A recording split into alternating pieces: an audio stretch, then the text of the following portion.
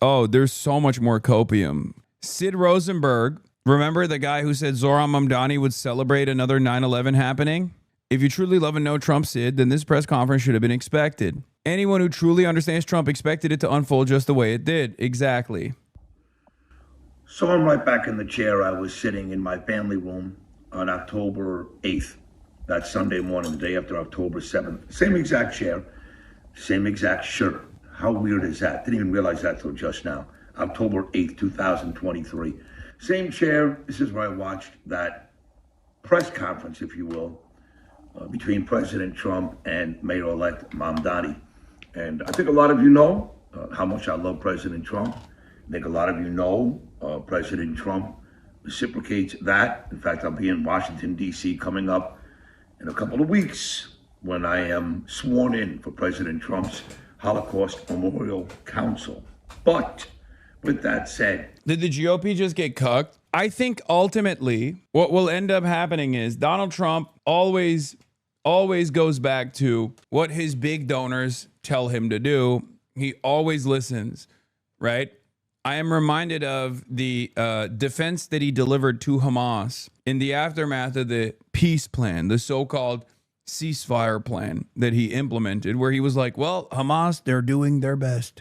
They have to deal with the criminals just like Trump. Trump wants to deal with the criminals and Hamas is dealing with the criminals.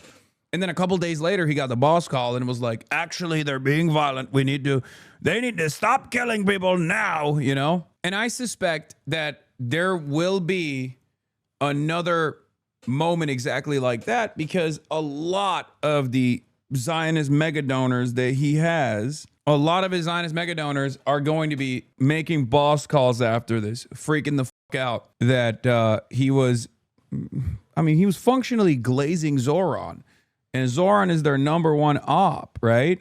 For me, Sid Rosenberg, I'm going to say it at the risk of pissing off President Trump, that was a tough press conference to watch, okay? He is a jihadist. Elise Stefanik is right. Sorry, Mr. President. His explanations about genocide and anti-Semitism, President Trump should have been... I mean, we have to look at these guys like QAnon, man. I certainly do, but I hope other people also read it in the same way, where they're just like deeply insincere and genuinely psychotic people. If you look at someone like Zohran Mamdani and say he's a jihadist, he's an anti-Semite, you are so unimaginably racist that it's difficult to have a normal conversation with you. How can I have a normal conversation with a person like this? Like, you are just not living on the same plane of existence with the rest of us. Dude has the popular position on Israel. He has the popular position on Israel. He also has actively worked to overcome the false smears of anti-Semitism, many of which is directed his way because of his background, because of his Muslim background. Let's be fucking real on that too, right? And yet, these are people who are still calling him a jihadist and shit. Like, if you look at a guy like Zohran Mamdani and you say he's a jihadist anti-Semite for having the majority position on Israel, you're a psycho. I understand Trump wants New York to be great. So do I, President Trump. He doesn't even live here. He's got business interests here, but he's in Florida. He's in D.C. I live here. I have kids here.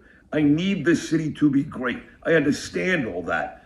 But to give this guy a pass, shaking hands and smiling and what a terrific guy and we're getting along great. I get it. Look, he goes to the Middle East. He gets along with the Arabs. He goes to Asia. He gets along with some of the guys there. Yeah, he's not as racist as we want him to be, all right? Come on. Come on. We all want him to be a little bit more racist towards the Arabs, right? But he's not. He's not. He's not as racist towards the Arabs as we want him to be. It's all good, though. It's all fucking good, though. You know, at the end of the day, he's still giving us what we want. Does this man have eyes to see? No, he is so thumb-like that his eyelids have closed in on him. I get it. That's how Trump operates. It's genius, really. That's how he's able to solve all these world conflicts. But this today between Trump and Mamdani, probably the toughest watch for me of any political press conference I've seen maybe ever. Sorry, Mr. President, he's not conning me. Not yet. Okay, this is also a very funny thing that took place, for the record. A look at Hebrew media after Zohran Mamdani stood next to Donald Trump at the Oval Office and said the Israeli government is committing a genocide and our government is funding it. Here's Jerusalem Post, Times of Israel, and Khan News. Mamdani accuses U.S. of funding genocide by Israel during warm meeting with Trump. The Jerusalem Post. Mamdani accused Israel of genocide with U.S. funding during White House meeting. Mamdani, Israel's committing a genocide. President Trump, a rational man, not a jihadist. Oh, my Lord. Holy moly. Things are going swimmingly well in Israel. You seem so happy. Well, the reason why I seem happy is, one, because I am happy. I'm in China. But the other reason why I seem so happy while covering the news right now is that the news is pretty good today, you know? Not every day, but today the news are pretty decent. It's a little weird, but it's also a little good. Dictator walk into a bar. I've had a lot of meetings with the heads of major countries. Nobody cared. This meeting that you people have gone crazy. You know, outside you have hundreds of people waiting. This is just a small little group. For some reason, the press has found this to be a very interesting meeting. The biggest people in the world, they come over from countries nobody cares. But they did care about this meeting. The press was foaming at the mouth. They thought it'd be the biggest brawl since Zelensky. Just days ago, you referred to President Trump as a despot. No, I didn't think so. I was very excited for it, and I thought it was going to be exactly like this. If you go back and see my coverage on it, I was like, no, this is going to surprise you, and it's going to be a lot nicer. Trump's going to be a lot nicer to Zohran than people think he is. Who betrayed the country. You said you'd be his worst nightmare and accused him of having a fascist agenda. Are you planning to retract any of these? Also, it's funny that Jesse Waters is like, oh, everybody is so stupid. They thought that this was going to be a real war brewing. They were so stupid. It's like, yeah, brother, you thought it was going to be a fucking war. Your network thought so. Showdown with socialism. Actually, you know what? Let's do Hannity first, and then we'll do. Was there and asked to meet with President Trump. The president graciously accepted, despite some pretty harsh smears leveled by Mamdani on the campaign trail against President Trump. Here's a reminder. Just days ago, you referred to President Trump as a despot who had betrayed the country. You said you'd be his worst nightmare and accused him of having a fascist agenda. Are you planning to retract any of these remarks in order to improve your relationship? I think both President Trump and I, we are very clear about our positions and our views, and what I really appreciate about the president is that the meeting that we had focused not on places of disagreement, which there are many, and also focused on the shared purpose that we have in serving New Yorkers. And frankly, that is something that could transform the lives of the 8.5 million people who are currently struggling under a cost of living crisis, with 1 in 4 living in poverty. And the meeting came back again and again to what it could look like to lift those New Yorkers out of struggle and start to deliver them a city that they could do more than just struggle to afford it, but actually start to live in it.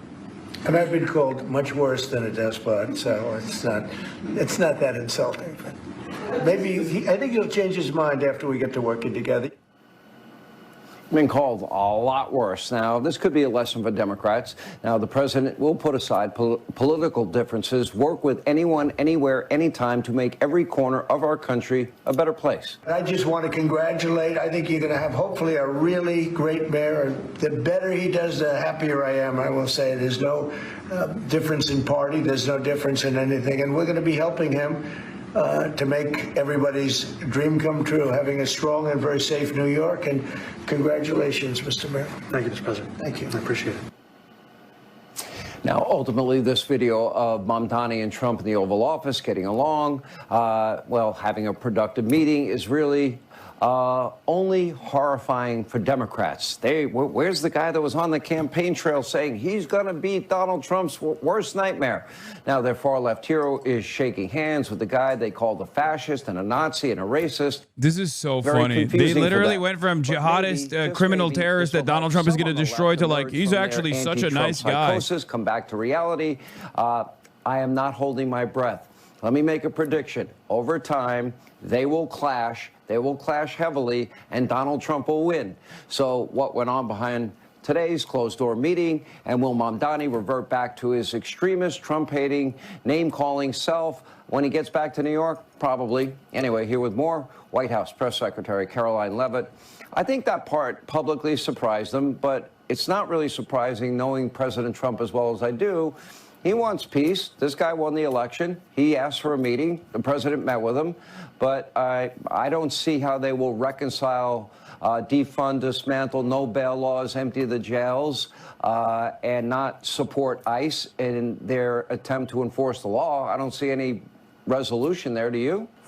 Well, Sean, you hit the nail on the head in your opener there. This meeting today really proved that President Trump is willing to meet with anybody, to sit across the table, to shake hands, look people in the eye, and have discussions on how they can mutually benefit the American public. And don't forget, President Trump is a lifelong New Yorker. He loves that city. He helped build the skyline as it exists and shines today. So, of course, he wants New York to succeed. He wants all of America to succeed, because he is a president for all Americans, despite what the Democrat Party and the leftist media might tell the American people every single day. The president. Interesting takes overall. Oh, so he wants what's best for America by what? Aligning with a jihadist communist, Islamo-communist, Marxist, socialist. That's weird. That doesn't make any sense, does it? Of President Trump and this administration, rest assured to New Yorkers and all Americans, the president is going to continue to put you. Bro, he literally said he was going to cut funds to New York like it's Cuba. He said he was going to do a trade embargo on New York City. Okay, what happened? What happened? Energy independence.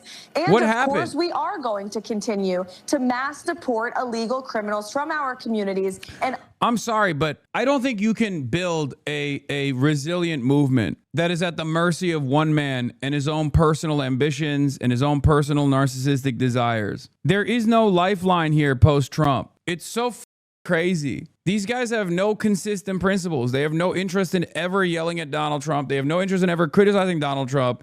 They just literally leading up to this meeting, moments prior to this meeting, the Fox News commentary was this: Donald Trump is going to issue a smackdown like you've never seen before, destroying Zohran Mamdani. And then after the meeting, they're like, Donald Trump is the great uniter of America. He is doing a fantastic job. It is straight up a cult. And Trump has whipped them in line so perfectly. He has genuinely redesigned American politics, and specifically the Republican Party, in his own vision, where everyone with proximity to power, first and foremost, has to be loyal to Trump. No interest in any ideological consistency, no interest in ever doing anything, really, other than whatever the Donald Trump wants. The issue of cost of living, because it continues to be a concern for voters, and President Trump is very well aware of that. But look at what he's done thus far. It's a proven economic formula that is working when you combine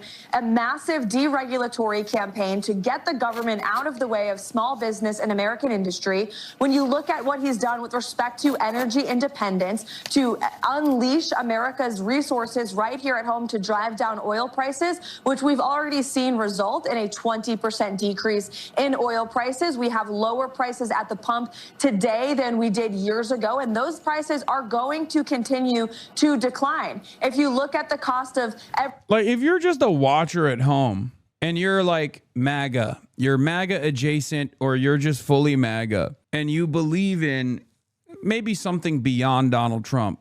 And I guess it's kind of stupid to say you're MAGA and you believe in something beyond Donald Trump, because MAGA just only believes in Donald Trump, right? But if you have any sort of interest in politics, right? If you have any sort of interest in the political side of things, don't you get a little mad at least when you see this, when you're like, wait a minute, I thought this guy was a horrible monster. I thought this guy was a horrible monster, and all of a sudden Trump is turning around and saying he's hot and sexy and that we should like him. And all of these media, all the organs of media that are supposed to be telling me the truth just snapped in. There is not even a moment of moderation in order to transition to a pro-Zohran statement. Like, they did not even lean into it or slowly pivot in that direction. They just immediately, they're like, they got their marching orders and snapped into this position. It is shocking. Trump is obviously his own bizarre person with his weird psychology, but I can't help but cringe at how eager MAGA world guys are to play the worthy populist enemy shtick. Whenever the left does well, that they need to use our success as a validator says quite a lot about them. In the days before Zohran Mamdani's victory, I heard a telling phrase from Washington's MAGA political class: game recognized game. The context of this observation was President Donald Trump's begrudging fondness of my little communist, as he labeled New York City mayor-elect. By November 5th, the line was in the mouth of MAGA Zeitgeister Steve Bannon, who told his followers on War Room, game respects game. The notes of celebration in the White House reaction to Mamdani reflect something real. Trump and his circle disdain the Bush, Ryan, Romney Republican establishment and the Clinton, Schumer, Jeffries Democratic establishment in equal measure. And they're eager to join a battle on the other side of the horseshoe, where left-wing and right-wing populists share a diagnosis that the American and global systems are fully discredited and are ready to fight it out for a new world order. I think there is some truth to this assessment. Okay, there is some truth to this assessment that they see the left flank in a similar way to like the MAGA momentum. But I think they have great fear. Steve Bannon is more fearful of Zohran Mamdani than he lets on. I mean, he has actually openly said that too. He said that if the Zohran wing or the left wing of the party actually takes over the Democrats, we will never win another election again. Something along those lines. Because at least on paper and in theory, the left flank of the Democrats are actually invested in improving the material conditions of the working class. The right populist flank, the sloppylists, are not. They're only interested in using the aesthetics of fighting for the working class in order to win elections, while they actively try to reposition people's interests and redirect people's angst and animosity towards this broad elite that is defending all of the culture war issues that they want to converse on. That's the only thing that they want to fight on. Culture war.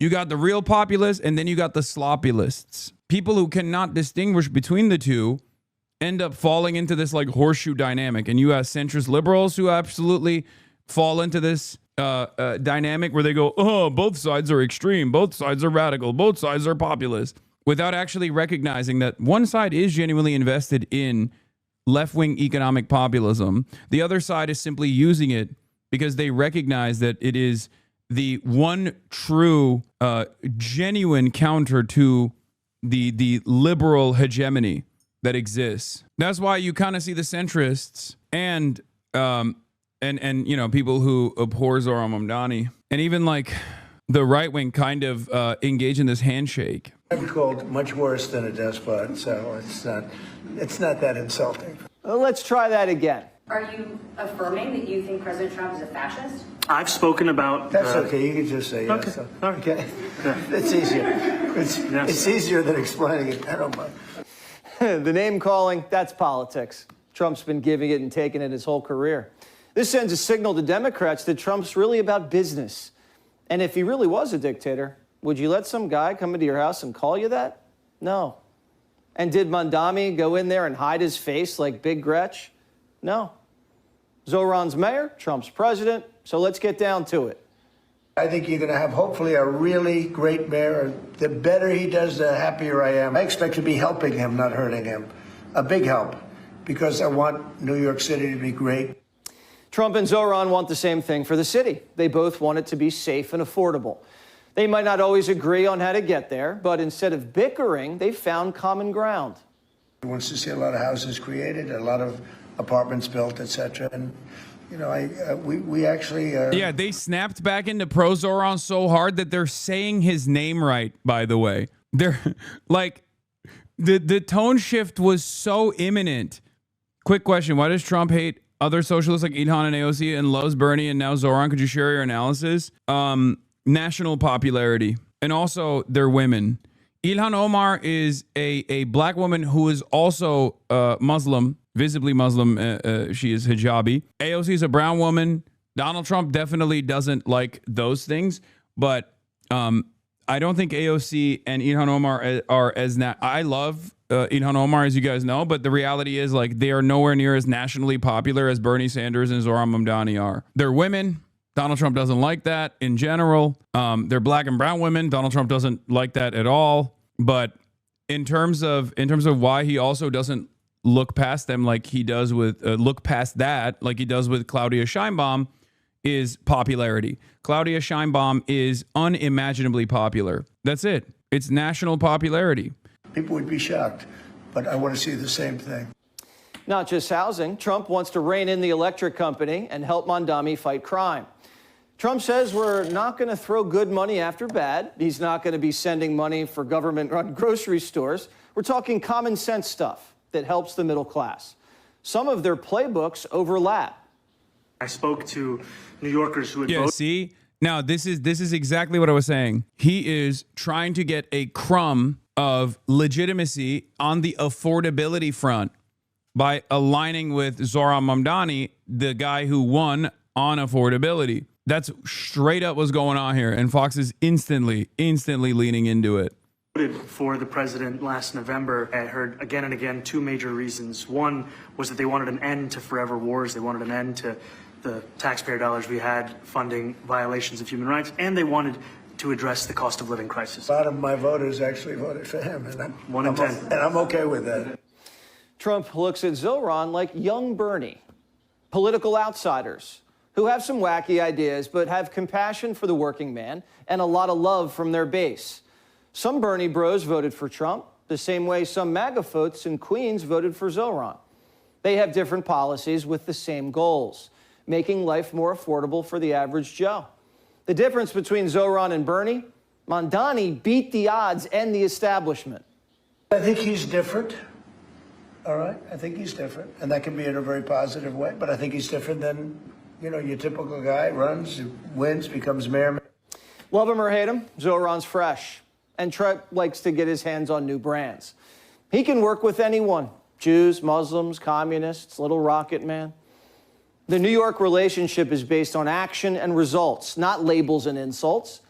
Zohran might be a... The relationship that Trump has is on results, not insults, is the funniest thing that you could say about Donald Trump as a politician. Is Elon the little rocket man? No, it's Kim Jong-un. And by the way, Rocket Man should have been handled a long time ago. Little Rocket Man. Goddamn, dog. American politics are so good. I mean, it's a clown show. It is an absolute and utter clown show. All right, you know what? I'm done with the Zohran glaze from Donald Trump, because there's other stuff that I want to cover as well. Forgot about this guy. Dude having the best day of his life today. Yeah.